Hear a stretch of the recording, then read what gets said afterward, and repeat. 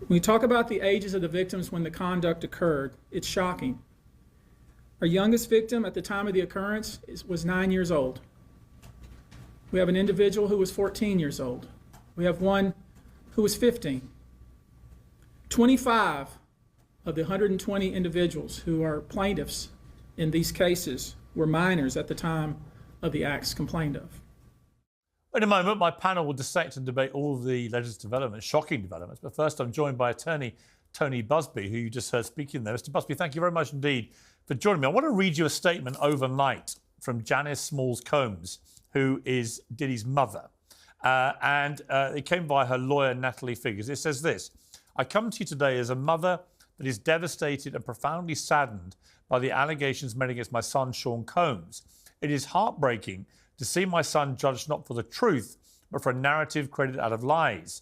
To bear witness what seems to be like a public lynching of my son before he's had the opportunity to prove his innocence is a pain too unbearable to put into words. Just first of all, your reaction to that statement from his mother. And I would actually, say that with regards to what his mother said, the statement that she released, she's clearly in denial, right? Because you can't have this wave of sort of people coming forward and this much evidence, even from the Cassie video, and still say that your son is innocent. That's interesting. That's because, bizarre. If I hadn't seen that video, yeah, I've always taken the view with all of these things, particularly since the whole Me Too thing blew up. You've got to wait for justice to be carried out. You've got to see due process take place. I think it's so important. But when I saw that video, when I saw what Diddy was actually capable of, in plain sight in a hotel corridor with this girl that he was just beating up, that was so shocking that I thought that, wow, this guy, A, he's not the person I met several times, who was very charming and nice. He's somebody very different. And B, he's probably capable of pretty much anything. Well, we know what made it worse? The apology video afterwards, where he didn't mention Cassie's name once. No. I never really think that people who are predators on that level just do it because, somehow they get power and they can get away with it. You really have to have a mentality, a psychology that's imbued in you from a young age. He either grew up in an environment where respecting people, particularly women, was just not a thing, or he was entitled and raised with this idea that actually if you amass enough power, you can get away with systemically abusing people. And I think we actually need to look at the households that produce a lot of these predators, a lot of these serial rapists and sexual assaulters, than just looking at them as individuals who've decided to go rogue. It's much more systemic than that. Can I say one thing in regards to your last guest that was saying that his mother's in denial?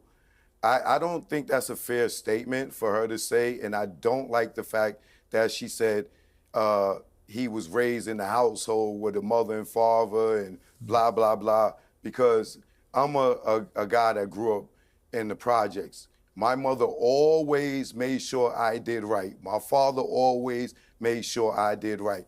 But when I got on outside of the door of the other threshold, the streets told me different. And I did a lot of things that my mother couldn't even fathom today that I did. So when she says that, his mother's in denial or she may be part of the reason for his behavior, a lot of our behavior comes from being in the street and being in the industry. And I don't think that was a fair statement. I think you misunderstood what I was saying. First of all, of course, individuals are responsible for their own actions, but individuals are not dug up from the ground or hatched from eggs. They're raised in homes. They're raised with values and cultures. I'm not blaming his mother in any way, shape, or form, but any parent whose child is accused of these sorts of crimes will undoubtedly just reflect and think, is there anything that I could have done? That's all I was insinuating. And also, she is in denial because we've all seen that Cassie video. Someone who is capable of treating Cassie like that, dragging her around like a rag doll. I'm sorry, you shouldn't be shocked when allegations of this kind come forward, particularly with the stuff like 1,000 bottles of baby oil in his home. First of all, what is he doing with all of that? And secondly, those poor babies that have been deprived of their moisturizer, right? At some point, if you're looking at it objectively, you cannot be surprised after that Cassie video came out that he is also capable of doing the things that are being alleged against him. That's not to blame his mother. That is to say that if you're looking at this objectively, which of course she won't be able to because it's her son, you have to believe there's an element of denial there. That's not to say that people who grew up in disadvantaged situations here's the truth. will always turn out this way. The truth is we don't know, right? We don't know. I think it's perfectly possible, as Choke just said, that you can be one thing with your parents, but if you then get out on the streets and you get led down various bad places, you could be something which maybe you're the one in denial to your parents. Like I say, I can't pretend I'm massively shocked. It is shocking to see the scale of it. Yeah. But am I shocked that top hip-hop stars, were having pretty awful parties where they did pretty awful things? I can't pretend I am. I mean, I'm a bit shocked at the lack of judgment. So P. Diddy had friends, right? He had accomplices, he had friends, he had acquaintances.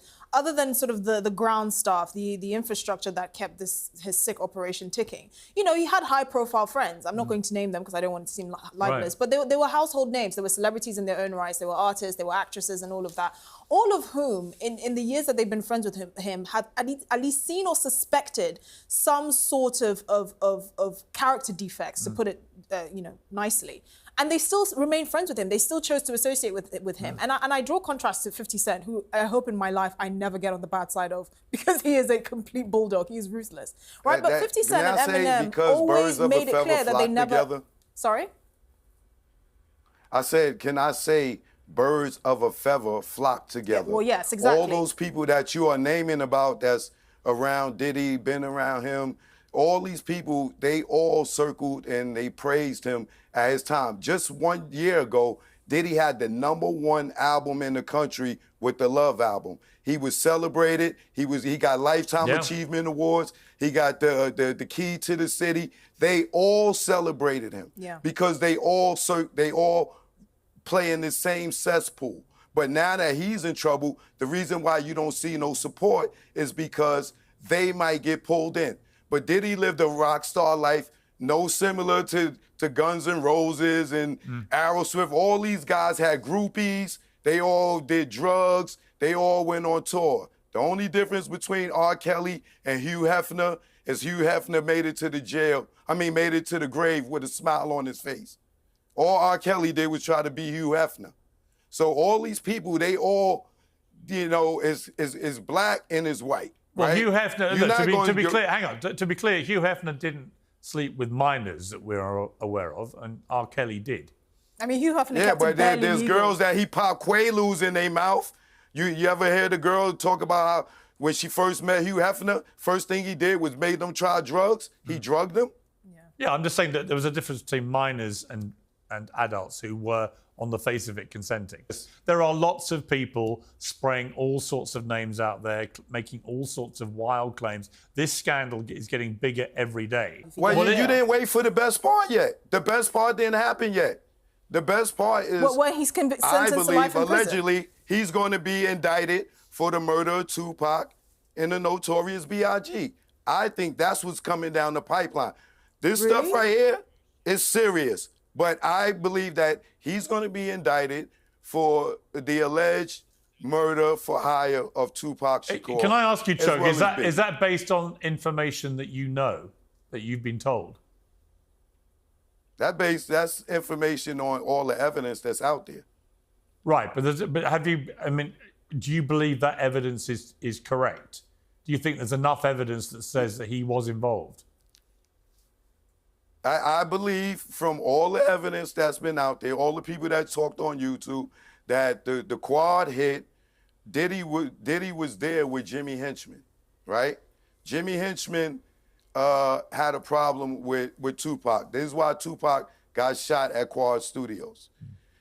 To make a long story short, at the end of it, you have a guy named Gene Dale that works for Diddy that says that he saw a check that a guy named Eric Von Zip had, and he told him that the check was for the murder of Tupac Shakur. Now, there's a YouTuber by the name of Doggy Diamonds. Gene Deal tells Doggy Diamonds, yo, you saw the check for Biggie's life? And he corrects him. He said, no, I saw the check for Pac's life. Eric Von Zip had a check in his right back pocket, and he said it came from Blackground Records, right? Well, Jimmy Henchman was working with Blackground Records. So if you tie the Tupac shooting at Quad Studio and you go all the way to the end of it, if there was a check, allegedly, if this was true and Diddy did pay for the hit on Tupac and Suge Knight, and that check came from Blackground Records, it leads right back to the Quad Studios shooting where when Tupac got shot, Diddy was in the studio with Jimmy Henchman. But they don't tell that story. They make it look like Diddy was in the studio with Biggie. No, Biggie had went behind Diddy's back and got a deal with Atlantic Records and was having a secret meeting, having a secret recording session for the first Junior Mafia album. They was recording their first song. Diddy found out that Biggie was having a session. He came to Quad. He was getting ready to bust in on Biggie. But the shooting with Tupac deferred the plan, but Diddy was going to bust in on Biggie to find out that he had a whole nother deal. He was in there recording. So to make a long story short, Diddy and Sean Combs and Notorious Big Christopher Wallace had a publishing deal together. With that publishing deal, Notorious B.I.G. is to write songs and Diddy gets a portion of the money. What Biggie did, which was wrong, is he went and wrote all the stuff for Lil' Kim and Junior Mafia and lied to Diddy and told him that they wrote their own stuff. So back the day before Biggie died, Gene Deal tells the story of how he was smoking weed with Biggie and he was security. He was not supposed to be smoking. Biggie told Diddy that we need more security because Gene was high. So Gene, in return, tells Diddy, hey, man, Biggie, he wrote all the Lil' Kim stuff and Junior Mafia. Big and Diddy jumps in Biggie's face. Say it, you wrote it, say it. And Big is like, oh man, come on, Diddy, right? The next day, Biggie was dead. Well, that is what they call a dropped intro bombshell. Look, there are lots of rumours to that effect. I haven't heard it spelled out in quite the detail you just did. Absolutely fascinating.